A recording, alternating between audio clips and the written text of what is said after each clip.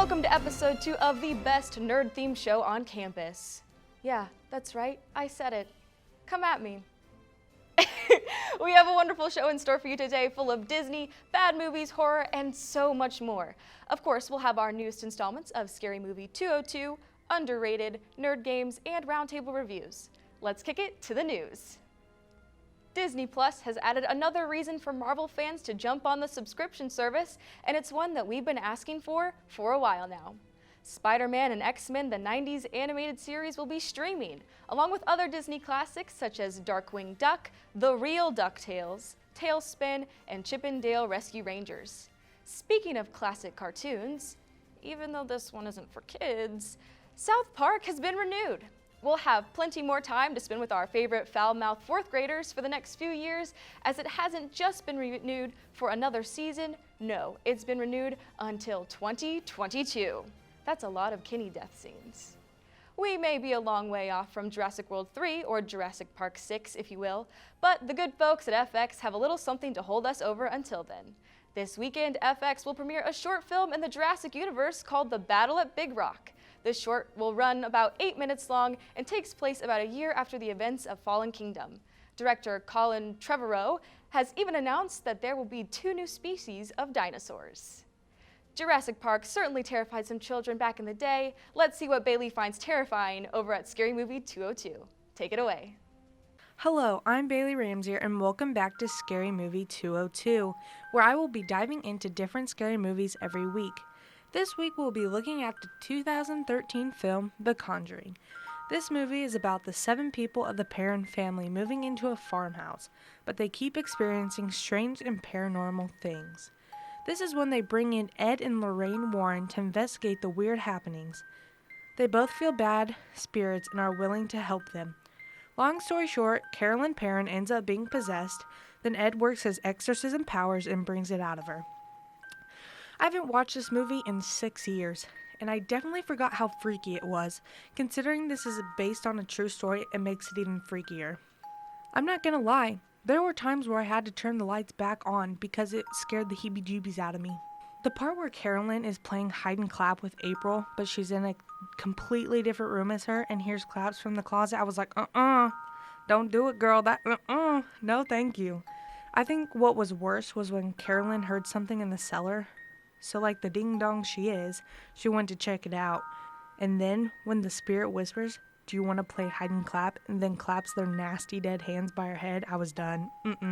That is scary. I couldn't imagine that. I would literally poop my pants. Lorraine and Ed are saints for doing this and having the room in their house where they keep all the items that all have possessed little demons in them. They have a daughter, and she's a curious little thing. No, absolutely not. I 110% think they are crazy for wanting to have their daughter in a house full of possessed items. Something funny I found, though, in this movie was when Christine kept getting her foot yanked on in the middle of the night, always thinking it was Nancy. But then again, this was one of my parts that I thought was scary, too, especially when she looks under the bed and you don't know what's going to be under there. Still, I can't do that. Freaks me out. My favorite thing about scary movies are jump scares, and this movie has a lot of them. I love everything about this movie. It wasn't cheesy like other scary movies. I think a part of that is that they were trying to really put this true story in great perspective. One thing that I was not a fan of was when Carolyn kept waking up with huge bruises. Like, yeah, she went to the doctor and got iron pills, but they are really bad bruises. Like, it's kind of sketchy. And Ed and Lorraine even asked her about them. If that was me, I would have told them that I started getting those bruises when I moved into that house.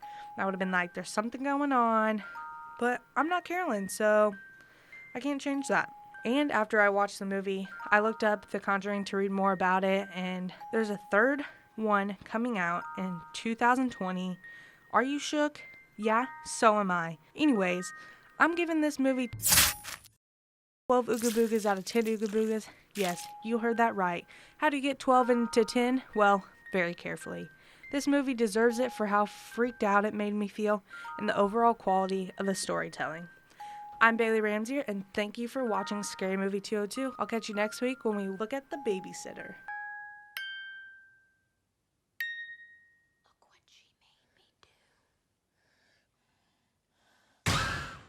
Wow, 12 Ooga Boogas! That's a lot of boogas!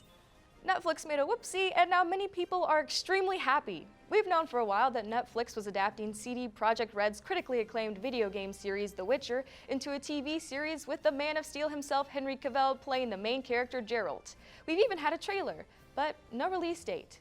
Well, luckily the Netflix Facebook and Twitter pages accidentally posted something they shouldn't have. The fact that The Witcher is set to release on December 17th. The post, of course, was almost immediately taken down, but the damage has been done. The Witcher may be a critically acclaimed series, but let's look at something that isn't with Katie's Underrated.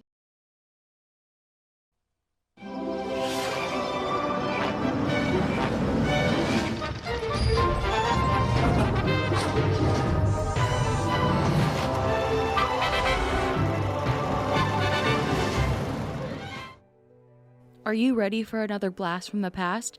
I'm Katie, and this is Underrated. This week on Underrated, we are going to be looking at the movie The 13th Year. This movie is starred by Ches Starbuck. If you don't remember The 13th Year, let me refresh your memory. This movie follows the life of a 13-year-old swimmer, Cody Griffin. Cody is adopted by his mom and dad, who found him in the back of a boat without much knowledge of where he came from. Cody grew up thinking that his life was going to be completely normal, but after his 13th birthday, everything changed. He wakes up not feeling himself. He can't quench his thirst, and things are sticking to his hands, and he doesn't know who to turn to. So he goes to his nerdy friend Jess. Jess runs some tests and discovers that Cody can generate electricity, climb walls, talk to fish, swim extremely fast, and sometimes when he gets wet, scales start to appear. Seeing all of these side effects, Jess has come to the conclusion that Cody is turning into a merman. Cody decides to ignore Jess's discovery and go to his swim meet.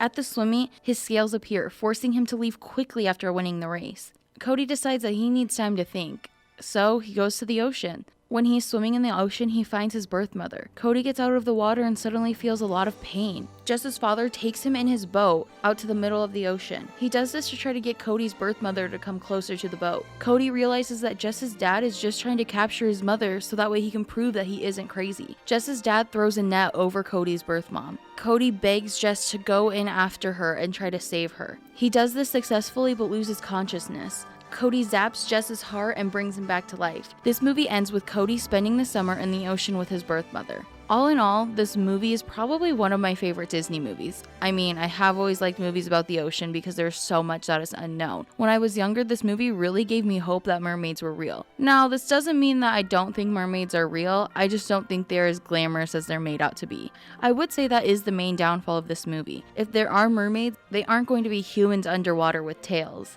And you are certainly not going to be able to decide when you want to be a mermaid. Today, this movie is so underrated. I don't even think it's a movie that kids watch anymore, and that's just sad to me. Not only does it show a young teenager, but it shows this teenager going through changes. It might not be the same changes that other teenagers go through, but it still shows that going through changes is something that happens to everyone. Also, this movie was probably the first movie I watched that talked about adoption. Before this movie, I never really knew what adoption was, and it really brought to life the struggles that he went through with his adopted parents and his biological mother. On a scale of 1 to 10 Mickey Mouse ears, I give this movie 8 ears. I really do think this movie is a great way to understand that change is normal, and so is being adopted. Join me next week on Underrated. Thanks, Katie. Well, I'm sure it's going to feel like 13 years while you wait, but we have to take a little commercial break. Stay tuned.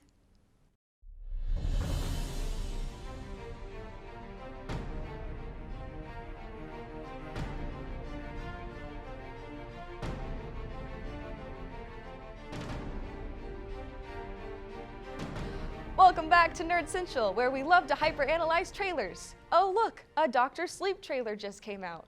Dr. Sleep is a sequel to the horror masterpiece The Shining. It will be following an adult Danny played by Ewan McGregor, but he has an American accent.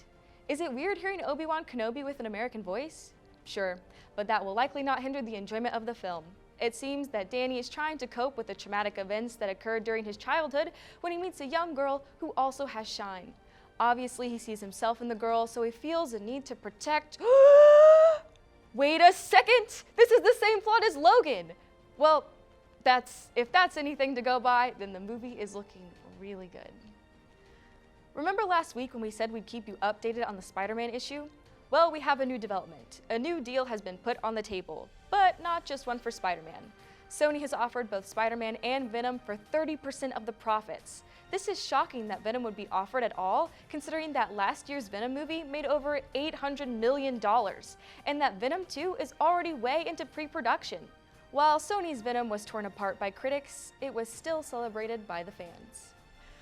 Jennifer Lopez's new movie, Hustlers, is receiving high praise from critics, sitting at 89% on Rotten Tomatoes. So let's take it over to Cody with... Wait, what? That's not what he watched? Well, what did he watch then? What the The Fanatic. Whatever. Let's take it to Cody with Roundtable Reviews. I'm Cody Nance, and welcome to Roundtable Review, the show within a show that gives me an excuse to watch a movie every week. Last night I turned 21, and rather than doing regular 21-year-old stuff, I decided to put myself through watching John Travolta's new film, The Fanatic. The Fanatic was designed to be a thriller about a stalker. Why do I just say designed to be? Well, because this movie was directed by Fred Durst, and yeah, the lead singer of Limp Bizkit. And John Travolta looks like this. Moose is in the house. Moose is in the house. Watch out. Watch out. So, rather than a psychological thriller, this film is actually the best comedy of 2019, but it's like not an accomplishment because it's an accident. This movie's crazy. John Travolta is a crazed fan named Moose. Yeah, his name's Moose, who is obsessed with a movie star named Hunter Dunbar. Moose does stalking things and then comedy ensues.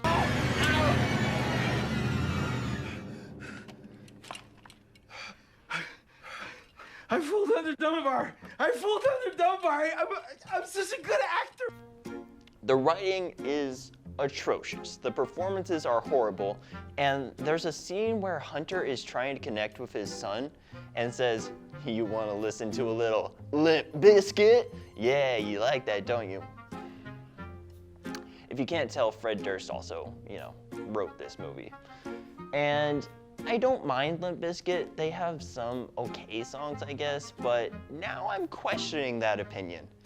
If you look at any review for this movie, I guarantee you, the first thing you're gonna see is John Travolta's first words. "Can't talk long, I gotta poo." As soon as I heard that line, I knew I was in for something special. I honestly don't even know how to rate this film, guys. Like, yeah, it's easily the worst movie I've seen since Travolta's other movie, Gotti. But also, it's some of the most fun I've had watching a movie in recent memory. Okay, I know what I'm gonna do. I give it a 2 out of 10 for quality because there is one legitimately good scene. But when it comes to entertainment value, I'm gonna give it a 9 out of 10 because I laughed until it actually hurt too. Am I gonna watch an actual movie next week? Kinda. But for now, let's take it to Emma for her nerd games.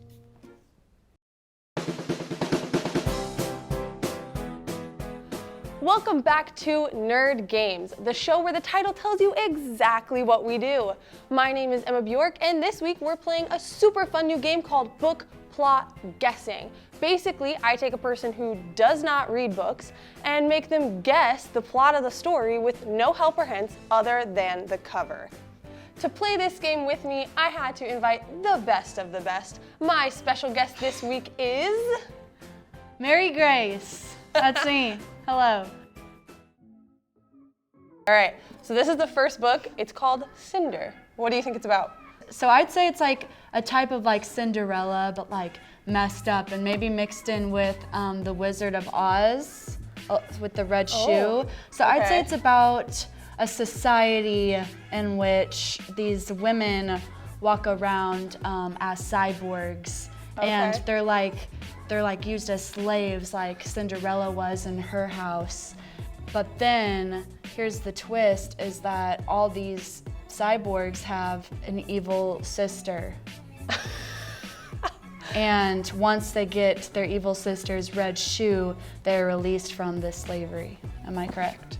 Well, you're a little bit correct. Okay, let's go. Yeah, so it is a Cinderella retelling. There are cyborgs. She is kind of treated like trash, and She goes to a fancy ball, she meets a prince, all that jazz. I'd say like that was like a C- on the plot. Or C+. I mean, yeah, I can definitely grade them. Yeah, sure. This is like a C-. All right, great. All right, so the next book is Clockwork Princess. This is actually the third book in the series. This is the third book in the series, so keep that in mind. All right, so this is a series. All right, I see a woman in front of what looks to be some sort of Capitol building. So It is a building. yeah, it looks Can confirm. looks very fancy. She's wearing this sort of dress. Looks like this may be the princess. So I'd say it might be like about a princess who has a special power to change time or manipulate it or like travel in time. And basically with this power, she probably tries to maybe save society that's corrupt somehow. I don't know. I mean, I would say you probably failed that one, unfortunately. Are you serious? There is no princess. I thought I was doing so good. Like I thought There's I no nailed that time one. travel. Are you serious? Are you serious? There's Wow, none I of thought that. I felt way better about that one than the last one. No. So Clockwork Princess is actually a book about shadow hunters, so they slay demons. But yeah, they have to defeat this evil villain who has an army of robots. It's set in the 1800s in London, so that's probably that building you're looking at in the back. Thank you so So much for playing. This has been an absolute blast, Emma. Thank you so much for having me. Well, thank you so much for playing. Join us next week for another super fun nerd game.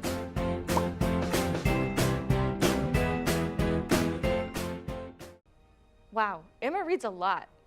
Well, that's all the time we have for you today. But remember, this is not the end. Oh no, you gotta stick around for Showdown, where we somehow decide what the best, worst movie of all time is. Stay tuned.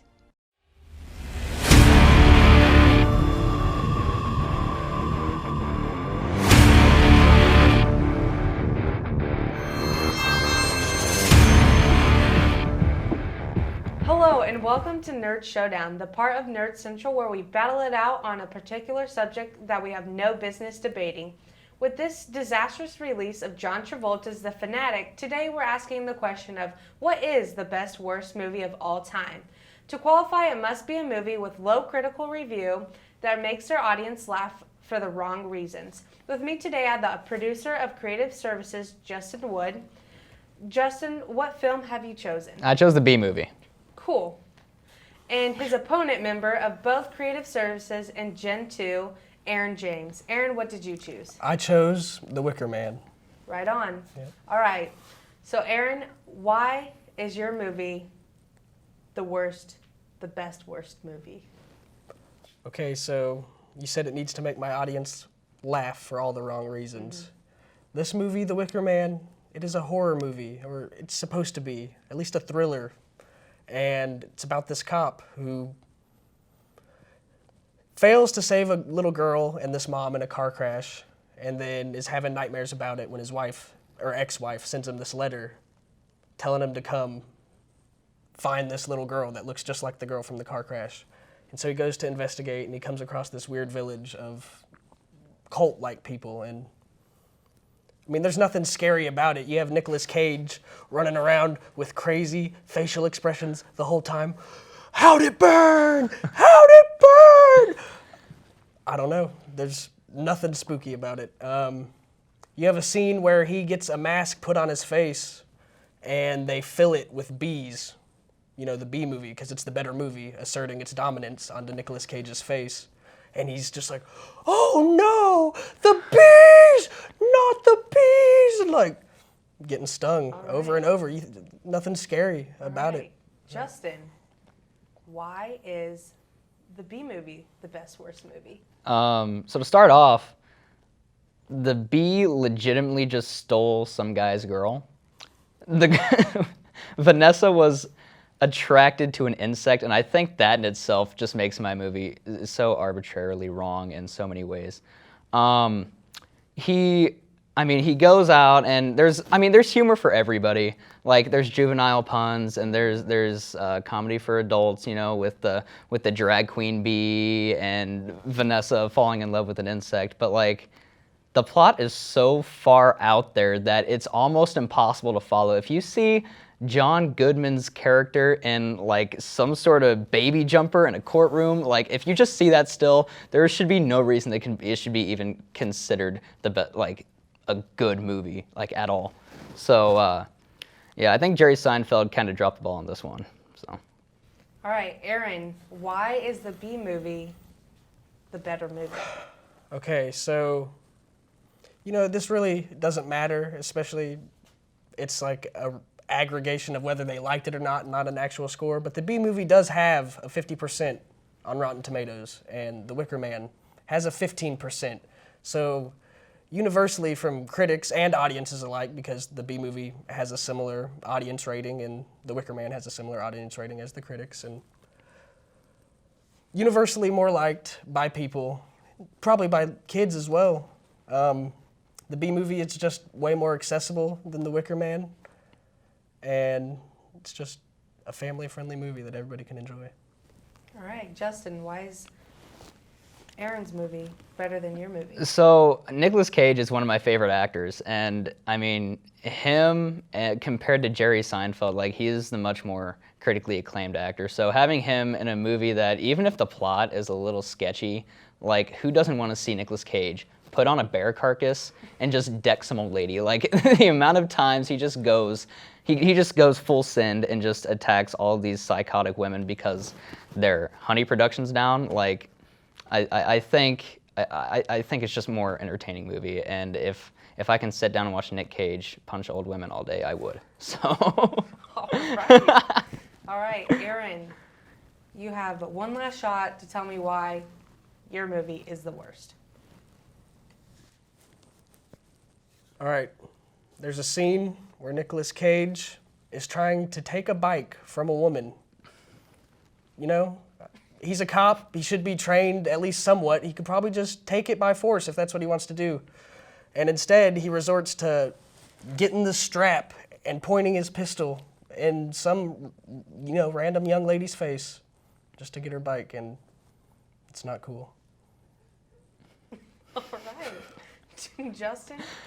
Like I said before, the fact that Vanessa is falling in love with an insect, that in itself should override the fact that Nicolas Cage just jumped some poor innocent woman on a bike. Like, Jerry Seinfeld voicing a bee and then him going out in the world and suing the entire human race, like how...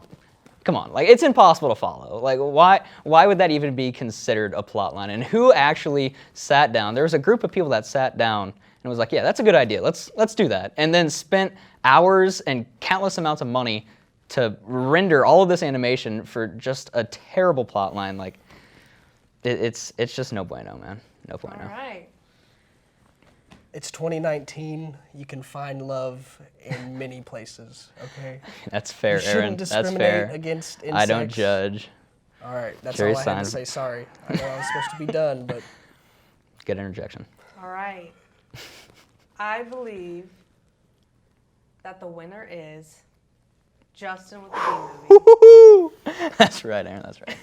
All right. That's going to do it for this week. You can watch all of our previous episodes on KNWT YouTube page. You can also follow KNWT on Facebook, Twitter, and Instagram. And follow Nerd Central on Twitter at nerd_central_TV. Nerdmageddon is up next. We'll see you next week on an all-new Nerd Central.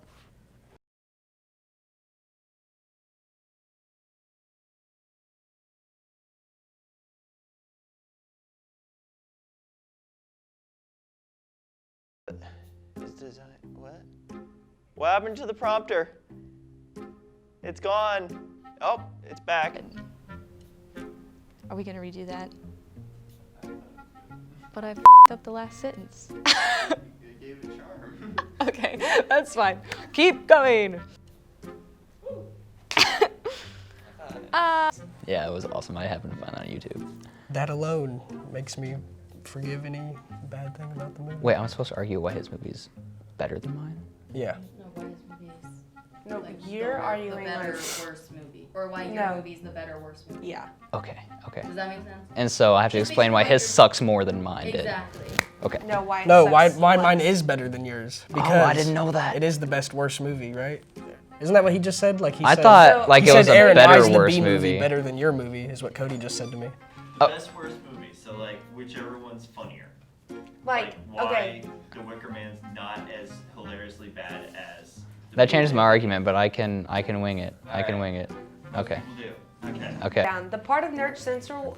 wait. Right. All right, that's gonna do it for this week. You can watch all of our previous episodes on Where Now do we you have want to me start to start? all over.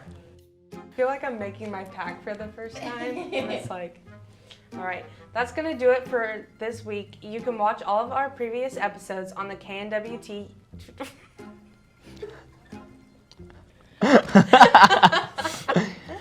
Oh wow. Okay.